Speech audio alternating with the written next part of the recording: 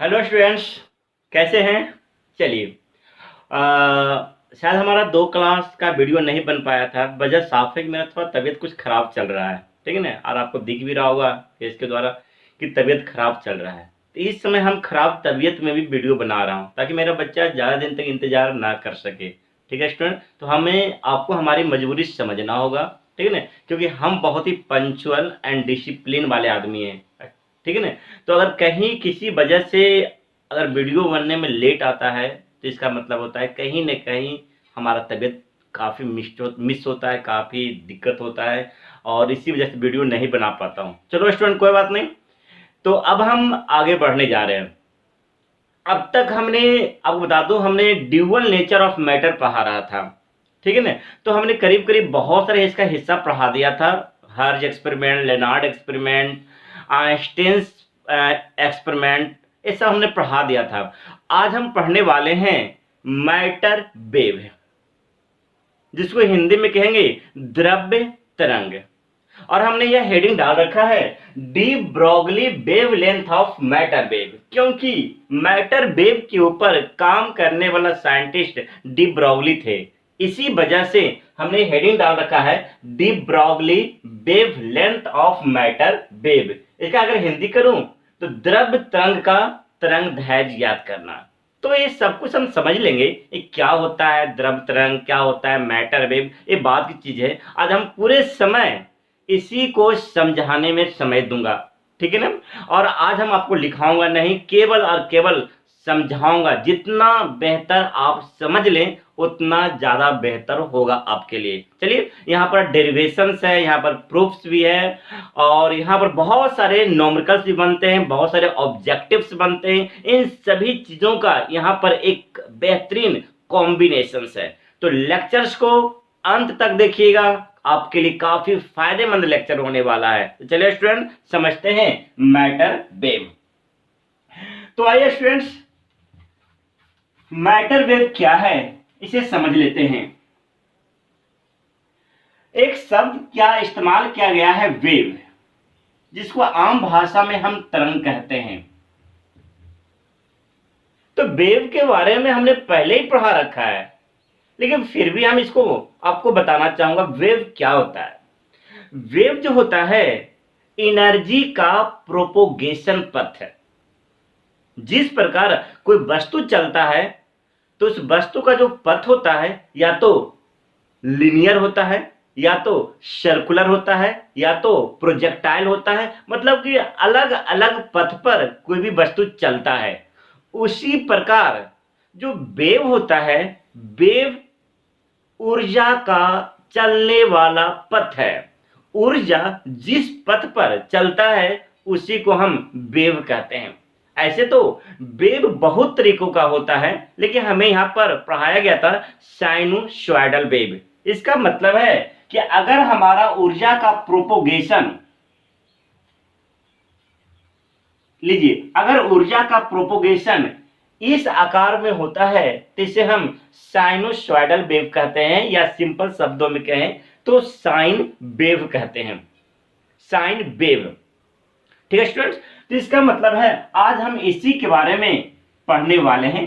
जरा देखिए तो वेव, तो जब कभी वेव बोलूंगा तो वेव का मतलब होता है प्रोपोगेशन ऑफ एनर्जी, यानी ऊर्जा का संचरण पथ है ना। वेव अलग अलग शेप्स के होते हैं। जब अगर 2 वेव हमने पढ़ा रखा है, एक साइन वेव और दूसरा स्क्वायर वेव, इन दोनों के बारे में हमने काफी पहले पढ़ा रखा है। लेकिन ज्यादातर आपको साइन वेव देखने को ही मिलेगा। जहां देखिए आपको साइन वेव, जैसे इलेक्ट्रोमैग्नेटिक वेव्स, यह एक प्रकार का साइन वेव है। अंडरस्टैंड स्टूडेंट्स, जरा देखते हैं, इसी के बारे में हम डीप पढ़ाने की पूरी कोशिश करूंगा आज। तो डिब्राउली कहते हैं कि अगर किसी मैटर का कोई कण, यानी कह सकता हूं अगर किसी मैटर का कोई पार्टिकल्स, लीजिए यह एक पार्टिकल्स है। जब पार्टिकल्स है तो इसमें कुछ ना कुछ तो मास जरूर होगा। लीजिए, तो इसका मास m है। तो डिब्रॉगली कहते हैं जब m मास का पार्टिकल किसी वेलोसिटी v से गति करता है तो यह ड्यूअल बिहेवियर फॉलो करता है। यानी जब कोई पार्टिकल्स जिसका मास m है और v वेलोसिटी से वह गति कर रहा है तो इसके अंदर दो तरह का बिहेवियर आ जाता है। उसमें एक बिहेवियर है वेव बिहेवियर, वेव बिहेवियर, और जो दूसरा है already particle behaviour, particle behaviour. तो स्टूडेंट्स, तो जब कोई वस्तु जिसका मास m है अगर v वेलोसिटी से चलता है तो इसके साथ एक वेव बिहेवियर, यानी कह सकता हूं वेव एसोसिएट हो जाता है, उससे एक तरंग जुड़ जाती है, यानी कह सकता हूं वह एक तरंग का निर्माण करता है। लेकिन जैसे ही इसकी वेलोसिटी 0 हो जाती है तो वेव बिहेवियर खत्म हो जाएगा और केवल कौन सा बिहेवियर बचेगा? पार्टिकल बिहेवियर बचेगा। तो इसका मतलब है कोई भी पार्टिकल तभी वेव बिहेवियर उत्पन्न कर सकता है जब उसमें स्पीड होगा, जब उसमें स्पीड होगा। अगर उसका स्पीड कैंसिल कर दिया जाए, उसके स्पीड को 0 कर दिया जाए तो अपने आप वेव बिहेवियर खत्म हो जाएगा और केवल कौन सा बिहेवियर बचेगा? पार्टिकल बिहेवियर बचेगा। तो इसी वेव को, किसी वस्तु के साथ एसोसिएटेड वेव को ही हम कहते हैं मैटर वेव, मैटर वेव, द्रव्य तरंग।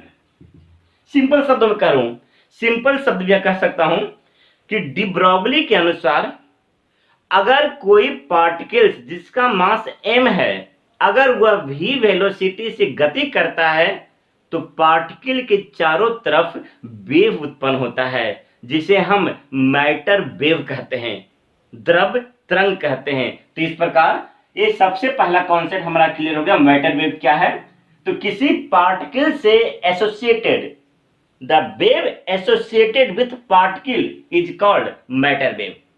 तो इसका मतलब है एक पार्टिकल के साथ जो वेव अटैच है, जो वेव अटैच है, लीजिए हम वेव बना देता हूं, इसके साथ जो वेव अटैच है यही वेव को हम क्या कहने वाले हैं? मैटर वेव कहने वाले। अब जो भी हमें पढ़ना है इसी मैटर वेव के बारे में पढ़ना है, काफी डीप पढ़ना है। ठीक है स्टूडेंट्स, अब आगे बढ़ते हैं। चलिए अब हम हेडिंग डालता हूं matter wave, matter wave, matter wave.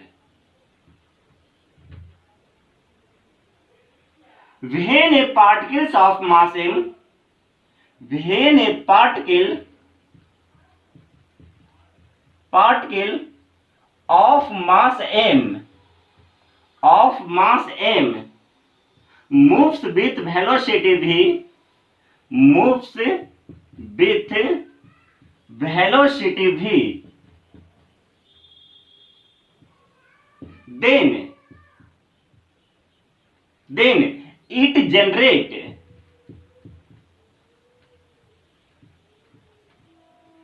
a wave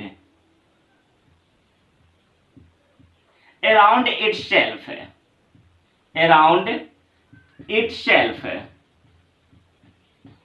such wave is called matter wave, such wave is called matter wave, matter wave. या ऐसा अगर हिंदी करना चाहो तो किसी कण, किसी गतिमान कण से जुड़े तरंग को द्रव्य तरंग कहते हैं, द्रव्य तरंग कहते हैं। अब आगे बढ़ते हैं स्टूडेंट्स, यानी द्रव्य तरंग हमने देख लिया, मैटर वेव देख लिया। चलिए स्टूडेंट्स, अब एक देखना होगा स्टूडेंट्स कि हमारे पास जितना भी वेव है सारे वेव इलेक्ट्रोमैग्नेटिक होते हैं। अब हमें एक पता करना है क्या मैटर वेव इलेक्ट्रोमैग्नेटिक है या नहीं है। आइए, तो स्टूडेंट्स इलेक्ट्रोमैग्नेटिक वेव पैदा तभी का होता है जब कोई चार्ज पार्टिकल जब कोई चार्ज पार्टिकल अगर गति करता है तो इलेक्ट्रोमैग्नेटिक वेव्स पैदा होता है, इलेक्ट्रोमैग्नेटिक वेव पैदा होता है। जब कोई चार्ज पार्टिकल v वेलोसिटी से गति करता है तो इलेक्ट्रोमैग्नेटिक वेव्स पैदा होता है। आप बताओ स्टूडेंट्स, यहां पर तो यह एक कण है, मैटर कण है, पदार्थ का एक कण है, क्या इसके ऊपर कोई चार्ज है? नहीं, इसका मास m है और ये v वेलोसिटी से गति कर रहा है स्टूडेंट्स, तो यह जो वेव उत्पन्न करेगा वो कभी भी इलेक्ट्रोमैग्नेटिक वेव से नहीं होगा। क्यों? क्योंकि यह एक चार्ज पार्टिकल नहीं है और यह क्या है? एक चार्ज पार्टिकल है। तो इसका मतलब है इलेक्ट्रोमैग्नेटिक वेव्स वही उत्पन्न करता है जो चार्ज पार्टिकल होता है, और जो चार्ज पार्टिकल नहीं होता है कभी भी इलेक्ट्रोमैग्नेटिक वेव्स उत्पन्न नहीं करता है। यह तो एक मैटर है, अनचार्ज पार्टिकल्स है। तो हम कह सकता हूं कि जो मैटर वेव होता है वह इलेक्ट्रोमैग्नेटिक वेव से नहीं होता है। लिख सकता हूं, matter wave is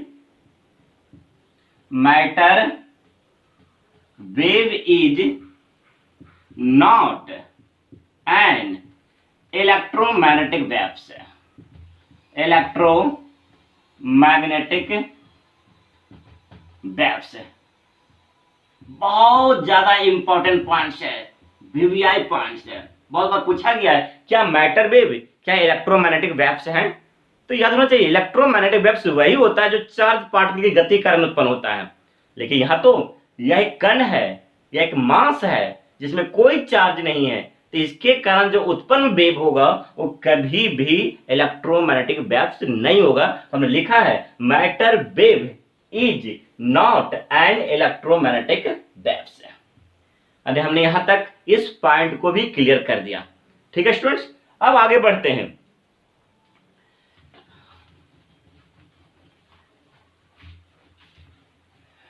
students, calculations of wavelength है, कैलकुलेशन ऑफ वेवलेंथ है,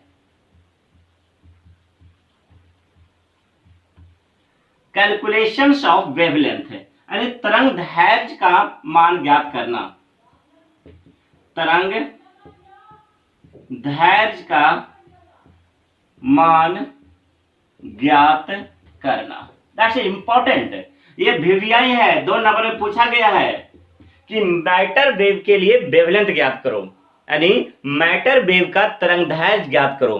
ठीक है स्टूडेंट्स, तो दैट्स इंपॉर्टेंट, बोर्ड के लिए बहुत ज्यादा इंपॉर्टेंट है, ध्यान से समझिएगा। तो आइए समझते हैं। स्टूडेंट्स, आपको अच्छी तरह पता है कि यह एक पार्टिकल्स है जिसका मास m है और यह v वेलोसिटी से गति कर रहा है। तो इससे जो वेव निकलेगा वो इस प्रकार का होगा और हमें वेवलेंथ ज्ञात करना है। वेवलेंथ का मतलब है यहां से लेके यहां की दूरी ज्ञात करना है। यहां से लेके यहां की दूरी को लैम्डा कहते हैं, इसी को हम वेवलेंथ कहते हैं। वेवलेंथ है, वेवलेंथ है, यानी हमें यहां से लेके यहां की दूरी ज्ञात करना है, जिसको हम किससे रिप्रेजेंट किया है? लैम्डा से, और इसी को हम क्या कहते हैं? वेवलेंथ कहते हैं। तो स्टूडेंट आपको याद होगा, जरा ध्यान रखिएगा, प्लैंक्स के थ्योरी के आधार पर according to Planck's theory, Planck's के थ्योरी के आधार पर हमने पढ़ाया था कि E बराबर होता है h न्यू, या E बराबर hc बटा लैम्डा। ये पढ़ा चुका हूं, आपको याद होगा, पढ़ा चुका हूं। जिस बच्चे को दिक्कत अगर आ रहा है तो अपना प्रीवियस लेक्चर को देख लेगा। E बराबर h न्यू या E बराबर hc बटा lambda. This is the equation number 1। पढ़ा रखा हूं according to Planck's theory. Planck's theory यही तो कहा था ना कि एनर्जी का जो मान होता है वो hc बटा क्या होता है? लैम्डा होता है। अब नेक्स्ट स्टूडेंट्स, एच बटा लैम्डा आपको याद रखना होगा। Next, according to Einstein's theory of relativity,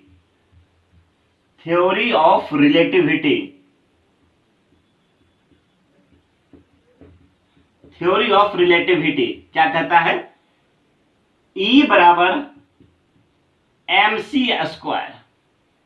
ये बहुत ही पॉपुलर समीकरण है, E बराबर mc स्क्वायर। इसने आइंस्टीन ने ही दिया था, जो कहलाता है आइंस्टीन थ्योरी ऑफ रिलेटिविटी कहलाता है, E बराबर mc स्क्वायर। अब वहां पर क्या था? E बराबर hc बटा लैम्डा। इसे हम समीकरण नंबर 2 मान लेते हैं। यूजिंग इक्वेशन 1 एंड 2,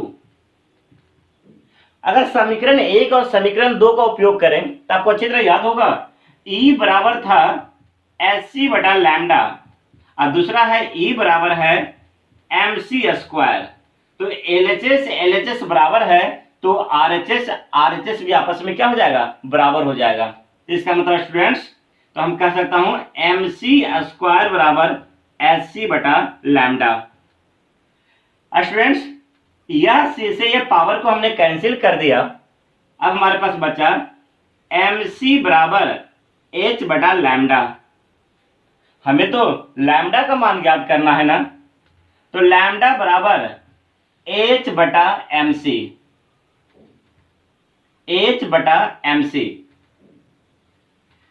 अब इस टर्म को बड़ा ध्यान से देखिएगा, mc, तो इस टर्म को मैं एक्सप्लेन कर रहा हूं, mc। स्टूडेंट्स, आपने 11th क्लास में कॉन्सेप्ट पढ़ा होगा हम मोमेंटम। तो आइए, तो सबसे पहले मोमेंटम पढ़ा देता हूं आपको याद होगा स्टूडेंट्स, 11th क्लास में एक शब्द आता है, एक कॉन्सेप्ट आता है, मोमेंटम।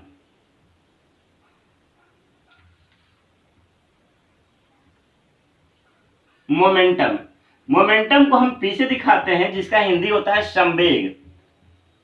तो हमने 11th क्लास में पढ़ाया था, जो मोमेंटम होता है वो मास इंटू वेलोसिटी होता है, मास इंटू वेलोसिटी। तो P बराबर, मास को अगर हमने m से दिखाया और वेलोसिटी को अगर v से दिखाया, तो P बराबर हो जाएगा m इंटू v।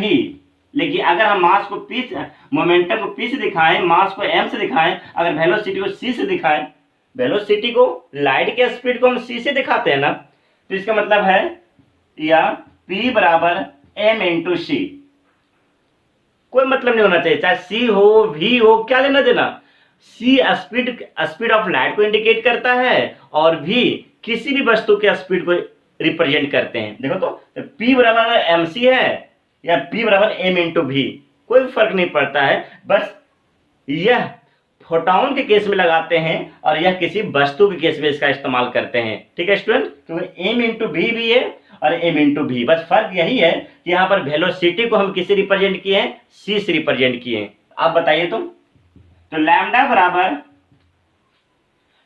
बराबर स्टूडेंट्स h बटा m इंटू सी। तो लैम्डा बराबर h बटा m इंटू सी। तो m इंटू सी यानी मास गुना वेलोसिटी। तो मास गुना वेलोसिटी को क्या हम मोमेंटम कह सकता हूं, मोमेंटम को हम p से दिखाते हैं। तो इसका मतलब है j लैम्डा बराबर h बटा p।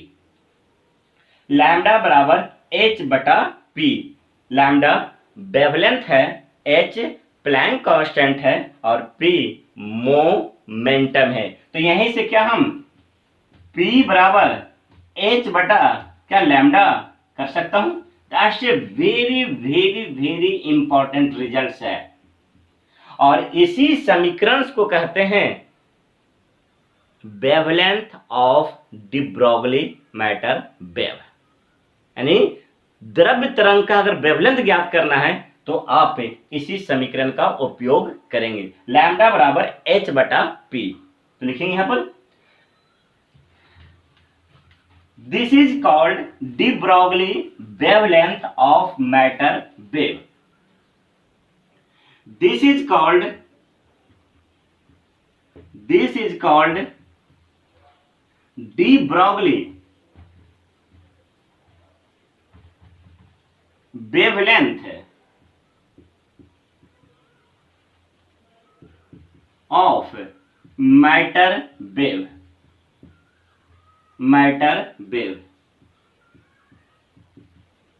क्या इसको हम लैम्डा बराबर h बटा p लिख सकता हूं।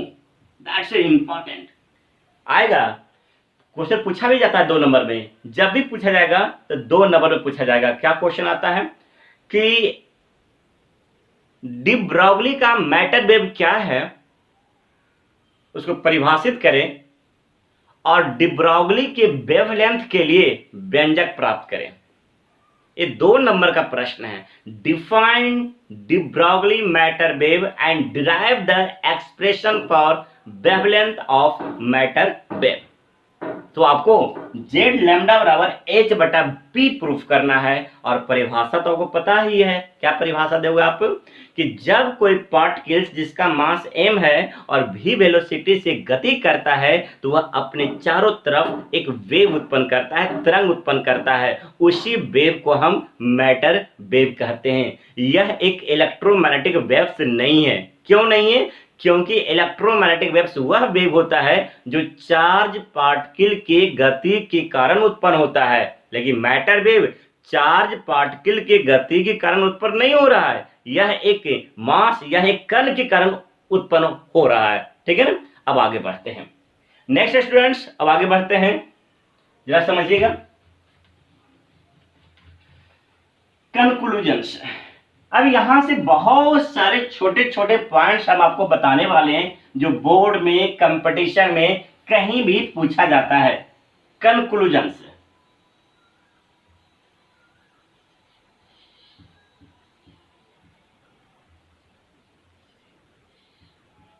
Conclusion of de Broglie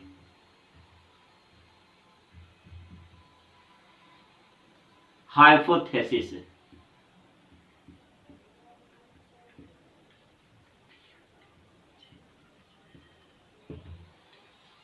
hypothesis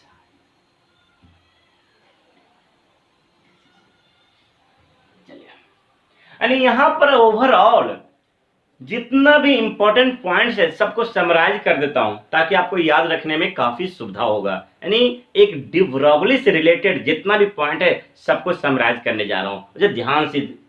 यहां पर केवल शॉर्ट प्रश्न, बोलो एक शॉर्ट प्रश्न आते हैं और आपको अधिक से अधिक यहां पर ऑब्जेक्टिव प्रश्न आ सकता है। इसी तरह कुछ प्रश्न यहां से आते नहीं है। ठीक है ना। अब आगे बढ़ते हैं। हमने लिखा conclusion of de Broglie hypothesis, यानी डी ब्रॉगली ने क्या कहा सबको एक साथ लिखने वाले हैं। आइए, सबसे पहला स्टूडेंट्स, सबसे पहला पॉइंट, इस पॉइंट को याद रखिएगा। सबसे पहला पॉइंट है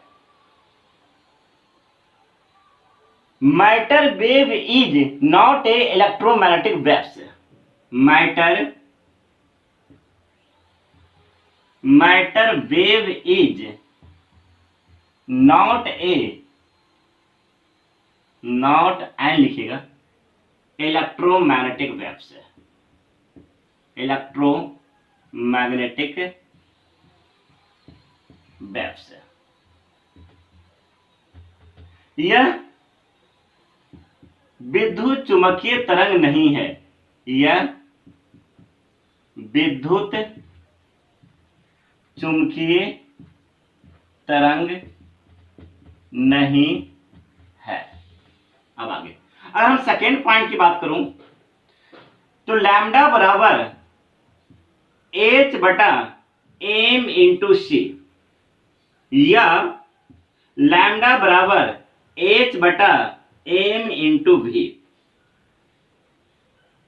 अगर किसी ये वहां इस्तेमाल करना है जहां पर फोटोन का शब्द का इस्तेमाल किया जाए, फोटोन। और ये वहां इस्तेमाल करना है जब मैटर वेव यानी पार्टिकल ऑफ मैटर मतलब पदार्थ का कण, ये फोटोन लाइट का प्रकाश का कण, प्रकाश का कण। जब प्रकाश का कण बोले, जिसको हम प्रकाश के कण को क्या कहते हैं, फोटोन कहते हैं। जहां फोटोन की चर्चा हो तो वहां पर लैम्डा ज्ञात करने के लिए आप क्या करोगे, H/mc, ठीक है ना। और जहां पर पार्टिकल ऑफ मैटर यानी पदार्थ की कण की चर्चा हो तो वहां पर लैम्डा बराबर H/mv। तो कोई फर्क नहीं है, यह लाइट का स्पीड है, अब v का मतलब पदार्थ का स्पीड, लाइट का स्पीड पदार्थ का स्पीड। और जहां v का जो मान होता है हमेशा कम होता है किसकी स्पीड से, लाइट के स्पीड से। दुनिया में जो सबसे बड़ा स्पीड किसका स्पीड है, लाइट का स्पीड है। जैसे हम आप किस स्पीड से चलेंगे, v से। अगर इस कलम को अगर फेंक दिया जाए, लो फेंक दिया हमने, तो यह जो मैटर वेव उत्पन्न करेगा, किससे करेगा, वो v से उत्पन्न करेगा, ठीक है स्टूडेंट, वहां v से रिप्रेजेंट करोगे। अब आगे बढ़ते हैं, नेक्स्ट जरा इसे देखिएगा तो सेकेंड पॉइंट हमने क्लियर कर दिया। अगर हम थर्ड पॉइंट की बात करें स्टूडेंट्स, जरा देखिएगा थर्ड पॉइंट, तो लैम्डा बराबर H/mv, इसको हम मोमेंटम कहते हैं, या लैम्डा बराबर H/mc, इसको भी हम मोमेंटम कहते हैं। तो क्या इसको हम लैम्डा बराबर क्या हम H/p, यहां पर या लैम्डा बराबर H/p लिख सकता हूं, इसलिए P बराबर H/लैम्डा या P बराबर H/लैम्डा। That's important. कभी भी अगर आपको मोमेंटम निकालने कहा जाए तो आपके सामने यह समीकरण है, ठीक है स्टूडेंट्स, यानी H/लैम्डा और H/लैम्डा, इसका इस्तेमाल करके आप मोमेंटम निकाल लीजिएगा। अब आगे बढ़ते हैं चौथा पॉइंट से। स्टूडेंट्स चौथा पॉइंट एक्सप्लेन करने जा रहा हूं, जरा देखना तो, लैम्डा बराबर H/mv, इस समीकरण को ट्रीटमेंट करें, इस समीकरण को काफी रिसर्च करें। तो इस समीकरण को अगर हमने एक्सप्लेन किया तो क्या हम लैम्डा समान व्युत्क्रमानुपाती 1/m, लैम्डा व्युत्क्रमानुपाती 1/v।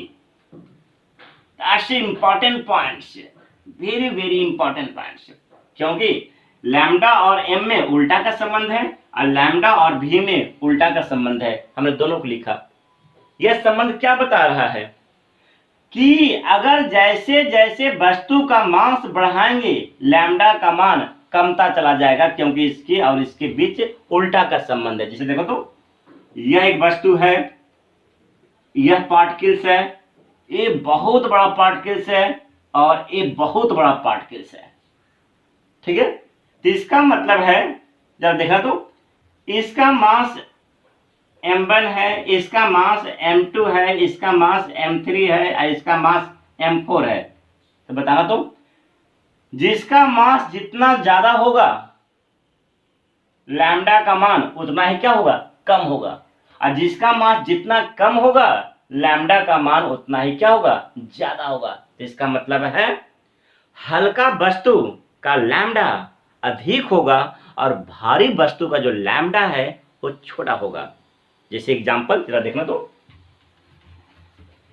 हल्का वस्तु का लैम्डा की बात किया, लो आपके सामने हमने दो तरह का पार्टिकल्स लिया, एक पार्टिकल्स और दूसरा पार्टिकल्स। यह जो वेव उत्पन्न किया, लो इसका मास कम है तो लैम्डा ज्यादा होगा। लीजिए यहां से लेके यहां की दूरी को लैम्डा कहते हैं, और इस वस्तु का मास ज्यादा है तो इसका जो लैम्डा होगा, इससे जो जुड़ा हुआ वेव है उसकी जो लैम्डा होगा वो कम होगा। लीजिए अब आई होप अब आपको समझ में आ गया होगा कि मास का कितना फर्क पड़ रहा है। मास ज्यादा लैम्डा छोटा, मास छोटा लैम्डा बड़ा। लैम्डा का मतलब क्या होता है, यहां से लेके यहां की दूरी, ठीक है स्टूडेंट्स। अब आगे बढ़ते हैं, नेक्स्ट 4 पॉइंट का हमने डिस्कशन कर लिया है। अब जरा देखिए 5वां point, that's very important point है, इसे ध्यान से समझिएगा स्टूडेंट्स। एक थ्योरी कहता है, एक थ्योरी है कि अगर कोई वस्तु है जिसका अभी इसका मास m0 है, लेकिन जैसे इस वस्तु का वेलोसिटी से गति कराया जाए, देखो तो अभी ये वस्तु क्या है, रेस्ट में है, अब इसका मास कितना है m0, लेकिन जैसे इसे किसी वेलोसिटी v से गति कराया जाए, किसी वेलोसिटी v से गति कराया जाए, मोशन कराया जाए, तो इसका मास जो होगा वो घट जाएगा। इसका जो मास होगा, क्यों कि जो मास होगा गति करने के कारण वो एनर्जी में कन्वर्ट हो जाएगा, इसी वस्तु के कारण इसका जो मास क्या होगा, घटना शुरू होगा। किसी वस्तु का मास सबसे ज्यादा तब होता है जब वो रेस्ट अवस्था में होता है। जब देखिए ना, हम अभी रेस्ट अवस्था में, इस समय मेरा मास सर्वाधिक होगा, लेकिन अगर हमें किसी वेलोसिटी v से गति करा दिया जाए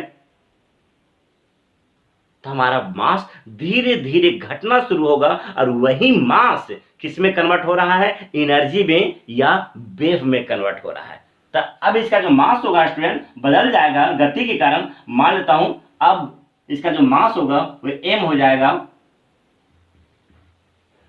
तो यहां पर एक समीकरण है, m बराबर m0 बटा under root 1 minus v square अब बटा c स्क्वायर। बहुत ज्यादा इंपॉर्टेंट रिजल्ट है स्टूडेंट्स, ये बना बनाया रिजल्ट है। मास और वेलोसिटी में यही संबंध है, m बराबर m0 बटा under root 1 minus v square बटा c square. That's a very very very important result. किसी वस्तु अगर गति करता है तो उसका मास धीरे धीरे घटना शुरू होता है, सबसे ज्यादा मास वो रेस्ट अवस्था में होता है। ठीक है स्टूडेंट्स, तो आप बताइए, आपसे हम पूछना चाहेंगे छठा पॉइंट पूछना चाहेंगे स्टूडेंट्स, अगर यह वस्तु है, इसका मास m है और यह वेलोसिटी v से गति कर रहा है। स्टूडेंट्स, यह वस्तु है जो v वेलोसिटी से गति कर रहा है और उस समय इसका मास कितना है, m है। तो आपसे पूछेगा स्टूडेंट्स, इसका लैम्डा ज्ञात करो, find the value of lambda, wavelength ज्ञात करो, लैम्डा ज्ञात करो, लैम्डा ज्ञात करो। तो सिंपल है, आपको अच्छी तरह याद होगा स्टूडेंट्स, लैम्डा बराबर होता है h बटा m इंटू v। लैम्डा बराबर h बटा m इंटू v। तो बताओ m, अभी हमने आपको पढ़ाया है जो m होता है वो m0 बटा under root 1 minus v square अब बटा c स्क्वायर। तो क्या हम इस m का मान हम यहां रख सकता हूं, तो लैम्डा बराबर हो जाएगा h बटा m0 इंटू v बटा under root 1 minus v square बटा c स्क्वायर। इसको ऊपर कर देता हूं स्टूडेंट्स, तो h into under root 1 minus v square बटा c स्क्वायर और बटा m0 इंटू v। यह रिजल्ट इतना इंपॉर्टेंट है स्टूडेंट्स, वीवीआई रिजल्ट, ये ऑब्जेक्टिव में पूछा गया है, ठीक है स्टूडेंट्स। तो that's very important result. Lambda का मान निकालना है, कब निकालना है, जब वो वस्तु कितना स्पीड से गति कर रहा है, v स्पीड से गति कर रहा है। तो लैम्डा बराबर होता है h बटा mv। आपको सबको पता है कि जब वस्तु v स्पीड से गति करेगा तो उसका मास बदल जाएगा, तो उसका मास कितना होगा, m बराबर m0 under root 1 minus v square बटा c स्क्वायर। वही मान यहाँ पर हमने रख दिया और कैलकुलेट करके हमारा जो मान आया है यह आ गया है। That's very important result. अब अगला आगे बढ़ते हैं स्टूडेंट्स, जरा देखिएगा सातवां रिजल्ट, ये बहुत ज्यादा इंपॉर्टेंट है। सातवां रिजल्ट, छठा और इस सातवां रिजल्ट, जरा समझिएगा ये क्या यहां पर रिजल्ट। रिलेशन बिटवीन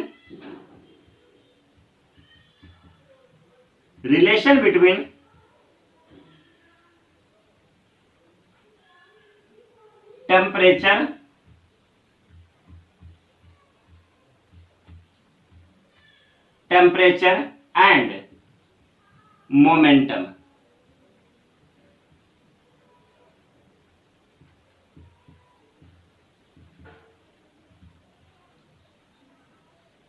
संवेग तथा तापमान के बीच संबंध है। संवेग तथा तापमान के बीच संबंध। ये हाल फिलहाल इंटर में पूछा गया था ऑब्जेक्टिव में, जरा समझिए क्या है।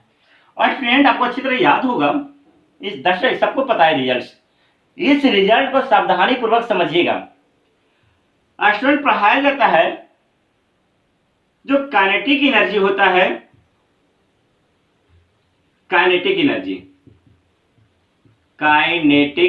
एनर्जी जिसको हम K से दिखाते हैं। K बराबर होता है हाफ एम वी स्क्वायर, या कह सकता हूं K बराबर half M V square. Cross multiply कर लीजिए तो 2K एम वी स्क्वायर। क्या कोई दिक्कत है स्टूडेंट्स? नहीं। ये आगे स्टूडेंट्स एक काम करते हैं, मास इधर भी रख लेते हैं, मास इधर भी रख लेते हैं। तो 2mk इधर भी मास से गुना कर लेते हैं, तो m into M square into V square, या 2mk क्या इसको हम m इंटू वी का होल स्क्वायर, या 2mk m into V mass into velocity. जब मास और वेलोसिटी गुना करते हैं स्टूडेंट, अभी बताया था कि P बराबर होता है m इंटू वी। तो इसका मतलब क्या, इसके लिए पर हम पी स्क्वायर लिख सकता हूं। मास और वेलोसिटी का जो गुणनफल होता है वो मोमेंटम होता है। अब इसको आगे लेके चलते हैं स्टूडेंट्स। तो इसका मतलब आ गया पी स्क्वायर बराबर हो गया 2mk, इसलिए P बराबर हो गया अंडर रूट 2mk। ये आपका हो गया। बहुत ही फेवरेबल रिजल्ट है, ये रिजल्ट सबको पता होता है। स्टूडेंट्स आपको याद होगा, ये आपको जो थ्योरी है 11th क्लास में थर्मोडायनेमिक्स में पढ़ाया जाता है। काइनेटिक एनर्जी बराबर होता है, काइनेटिक एनर्जी हमने प्रूव भी किया था, K बराबर 3/2 K into T.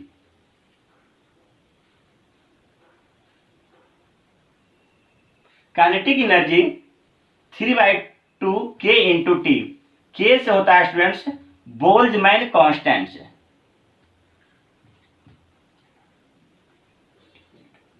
Boltzmann constant. और जो T होता है स्टूडेंट्स वो होता है टेम्परेचर।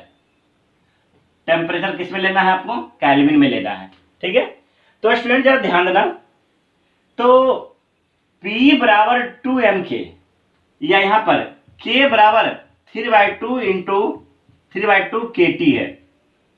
आपको जब K बराबर 3/2 KT है और काइनेटिक एनर्जी 3/2 KT आ गया, अब हम क्या करते हैं, काइनेटिक एनर्जी का मान हम यहां रख देते हैं। तो P बराबर under root 2 into M into और K के जगह पर 3/2 K इंटू टी। 2 से 2 कैंसिल हो गया, तो P बराबर अंडर रूट 3mkt। ये बहुत ही प्यारा रिजल्ट है। ये रिजल्ट आपको हमेशा याद रखना चाहिए।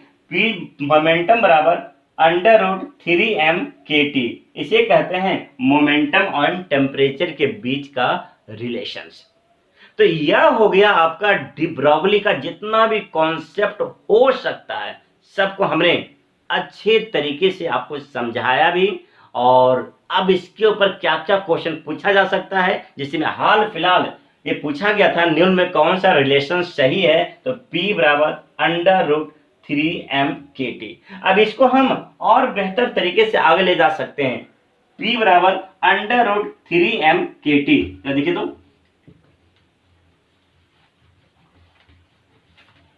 P बराबर या P बराबर √3m/kT। स्टूडेंट अभी आपको पढ़ाया था लैम्डा बराबर होता है h/p, या अगर हम P का मान निकालें तो P बराबर h/लैम्डा। अब जहां पर P है वहां पर हम h/लैम्डा रख लेते हैं, तो h/लैम्डा, P की जगह पर हमने h/लैम्डा रख दिया, तो h/लैम्डा √3m/kT।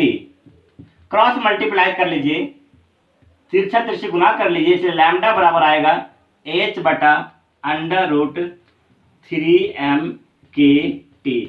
यह बहुत बहुत बहुत ज्यादा इंपॉर्टेंट रिजल्ट है जो हमेशा के लिए याद रखिएगा। लैम्डा बराबर h/√3m/kT।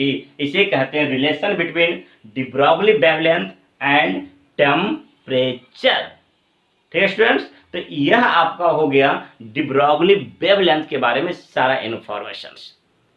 आप इसे ध्यान से वीडियोज को पूरा देखिए, बार बार देखिए, समझने की कोशिश कीजिए, क्योंकि यहां से जब भी आएगा तो ऑब्जेक्टिव आएगा या तो शॉर्ट प्रश्न आएगा। शॉर्ट प्रश्न क्या है, बार बार यही पूछा जाता है कि डी ब्रॉगली का तरंग वेव मैटर क्या है, मैटर वेव क्या है, और इसके वेवलेंथ के लिए एक्सप्रेशन प्रदान करें। या कभी कभी पूछा जा सकता है कि समझाइए कि जो मैटर वेव्स होता है वह इलेक्ट्रोमैग्नेटिक वेव से नहीं होता है। अरे बहुत सारे प्रश्न यहाँ से बन जाते हैं और आप इसे आसानी से जवाब दे सकते हैं स्टूडेंट। तो ठीक है स्टूडेंट्स, अब हम मिलेंगे, नेक्स्ट लेक्चर होगा स्टूडेंट्स। अब आगे हम पढ़ेंगे, एक छोटा सा एक्सपेरिमेंटल पार्ट्स पढ़ाना बाकी है और उसके बाद यह चैप्टर पूरी तरीके से फिनिश हो जाएगा। ठीक है स्टूडेंट्स, बाय बाय, अपना ध्यान रखिए और मन से पढ़ाई करते रहिए।